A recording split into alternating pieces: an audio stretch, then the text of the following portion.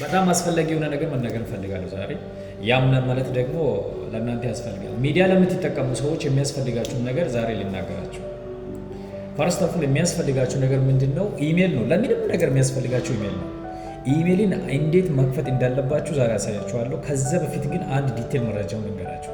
ኢሜል የሚያስፈልጋቸው አፕሊኬሽኖች አንድሮይድ ለምትጠቀሙ ዋትሳፕ አለ፣ ቴሌግራም አለ፣ ኢንስታግራም አለ፣ ፌስቡክ አለ፣ ቲክታክ አለ፣ ዩቲዩብ አለ።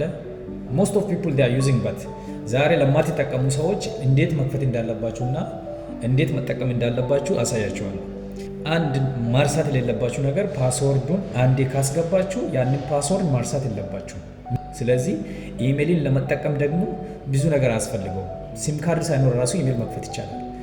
ለምሳሌ ኢትዮጵያ ለምትጠቀሙትን ውጭ ሀገር ያላችሁ ሰዎች ኢትዮጵያ ለምትጠቀሙትን የትኛውንም አፕሊኬሽን ውጭ ወጥታችሁ መጠቀም ትችላላችሁ፣ ሲም ካርድ ሳትቀይሩ። የሲም ካርድ አክሰስ ደግሞ ሊሚትድ ነው። ማለት ከዚህ በኋላ ምን ማስራት እንዳለብኝ ንገሩኝ፣ አሳያችኋለሁ። የትኛውንም ነገር ሚዲያን በተመለከተ አሳያችኋለሁ።